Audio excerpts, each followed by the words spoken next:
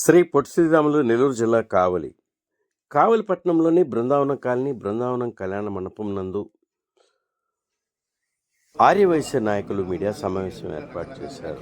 పై media సమావేశంలో ఆర్యవైశ్య ప్రముఖ నాయకుడు కొండబిట్రగుంట శ్రీ ప్రసన్న వెంకటేశ్వర స్వామి వారి దేవస్థానం బిలకోట క్షేత్రం ఆలయ చైర్మన్ శ్రీరామ్ మాల్యాద్రి ఆర్యవైశ్య సోదరులకు అండగా ఉంటూ ఎమ్మెల్యే శ్రీ దగ్గుమాటి వెంకటకృష్ణారెడ్డి ఎన్నికల్లో పోటీ చేసిన సందర్భంగా ఎమ్మెల్యే శ్రీ దగ్గుమాటి వెంకటకృష్ణారెడ్డి ఎన్నికల్లో విజయానికి ఆర్యవైశ్య సోదరులు ఎంతో ప్రాధాన్యత వహించారని, తాను నాయకత్వంలో ఎమ్మెల్యే గెలుపునకు అహర్నిశలు కృషి చేశానని మీడియా సమావేశంలో తెలియజేస్తూ, ఎన్నికలలో వైఎస్ జగన్మోహన్ రెడ్డి పార్టీ గెలిస్తే మా పరిస్థితి ఏంటి పెద్దాయనా అని ఆర్యవైశ్య సోదరులు అడిగిన ప్రశ్నకు శ్రీరామ్ మాల్యాద్రి అన్ని విధాల మనోధైర్యం కలిగజేస్తూ ఎమ్మెల్యే దగ్గుమాటి వెంకటకృష్ణారెడ్డి ఘన విజయానికి తాను నాయకత్వంలో ఆర్యవైశ్య సోదరులను కలుపుకొని ఘన విజయం చేకూర్చామని శ్రీరామ్ మాల్యాద్రి మీడియా సమావేశంలో తెలిపారు. కొండబిట్రగుంట శ్రీ ప్రసన్న వెంకటేశ్వర స్వామి వారి దేవస్థానం చైర్మన్గా మూడవసారి తాను నియమించినందుకు ఎమ్మెల్యేకి ధన్యవాదాలు తెలియజేస్తూ, తనకు అప్పగించిన ఆలయ చైర్మన్ బాధ్యతలను సక్రమంగా నిర్వహిస్తామని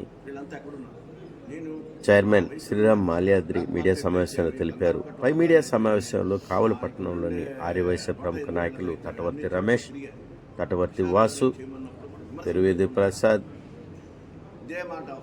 అమర వేదగిరి, సుబ్రాయుడు గుప్తా, ఆర్యవైశ్య సోదరులు, వ్యాపారస్తులు పాల్గొన్నారు.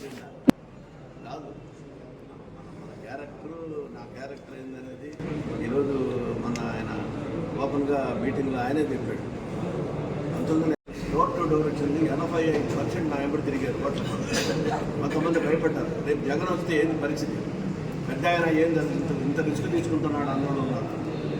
ఇప్పుడు విమర్శించున్నాడు, ఆ రోజు చెప్పొచ్చుగా, ఏమైనా రేపు ఏదైనా జగన్ వస్తే నీ పరిస్థితి ఏంది, అల్లా టప్ప అని కాదు. కానీ నాకు ఇండస్ట్రీ ఉంది, నా వెనకాల సపోర్ట్ చేసేవాళ్ళు ఒక 120 ఉండే, మన నగలు ఉండే, ఆవిడ ఏనాచెట్టు తర్వాత ఒక వర్గం ఉన్నోడిని, 10 ఓట్లు ఉన్నోడిని, 10 మందికి సహాయం చేశాను, కొన్ని వందల మందికి. మరి ఆ రోజు వాళ్ళు విమర్శించవచ్చు కదా, ధైర్యంగా రావచ్చు కదా. నువ్వేందా నేను చేస్తావా డోర్ టు డోర్ ప్రచారాలు అని అనొచ్చు కదా. అది కృష్ణారెడ్డి అన్న అమాయకుడేం కాదు, ఎవరి వర్త ఎందుకు తెలుసు ఆయనకి, ఎవరి క్యారెక్టర్ ఎందుకు తెలుసు. ఈరోజు అంత బాధ్యతలు అప్పచెప్పండి. మీరు చూడండి, పెట్టకుండా చూడండి, పోయి రామవారు ఎట్లా కనపడుతున్నారు. ఒకప్పుడు నేను పోయేటప్పుడు జీతాలు లేని పరిస్థితి, నేను దిగేటప్పుడు 5 కోట్ల రూపాయలు డిపాజిట్ చేసి బయటకు వచ్చాను. అన్నదానానికి 1 కోటి రూపాయలు డిపాజిట్ చేశాను. ఇవన్నీ అన్నకు తెలియదా, అన్న అమాయకుడా? అందరికంటే గట్టి పవర్ఫుల్ ఉన్న నాయకుడు అతను. ఎవడైనా చెప్పినా ఆయన లెక్క చేయకుండానే ఇదే మాట, ఒకే మాట మీద ఉన్నాడు. మూడోసారి రికార్డు 3వసారి చైర్మన్గా ఎవరు కాలేదు, ఎవరు ఇవ్వాల. సీఎం లెవెల్ పోయి తీసుకురావాలి డ్యూ అని. ఏ ఎమ్మెల్యేలు మిగతా వాళ్ళు 3వసారి చైర్మన్గా ఇచ్చారంటే ఇచ్చారు. ఆయన ఇప్పించాడు, ఆయన మాట మీద ఉన్నాము, చేస్తున్నాము. ఏదైనా అవినీతి ఆరోపణలు చేయొచ్చు. పార్టీల తర్వాత అసలు పెద్దోళ్ళు మారుతున్నారు అటు ఇటు. మేమేముంది, నా వైసీపీ సభ్యత్వం చెప్పండి వాళ్ళు నేను తీసుకోవాలి సభ్యత్వం.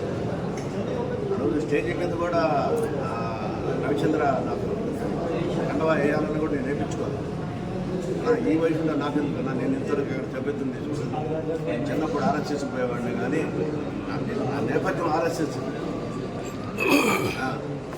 అందుకనే నేను నా పట్టుదల దేశం పట్టుకొని సమాజం పట్టుకొని బాధ్యత ఉన్న వ్యక్తి. రోజు ఆయనకి నేను ఎప్పుడు రాను. విచారణ కోసంగా రమేష్ పిలిచాడంటే సంతోషంగానే వచ్చి కూర్చుంటున్నా. ఈరోజు చేసిన వ్యక్తిని చేసినట్టే చెప్పుకుంటాం, చేయని వ్యక్తిని చేయనట్లే ఉంటాము. ఇది తర్వాత తెలుస్తుంది.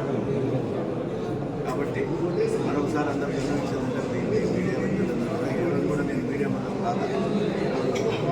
కూడా శ్రీకాకుళం నుంచి ఆ రోజు ఎవరు బయటకు రాలా. కొన్ని సంఘటనలు అట్ట మాకు ఎందుకు కావాలో ఆయన వయసులంతా టీడీపీ తీసుకోవాలన్నా అదే టీడీపీ వ్యక్తులు చేసినప్పుడు మీ పక్క నుంచి ఉదాహరణ సద్వినియోగం ఒంగోలులో వాళ్ళు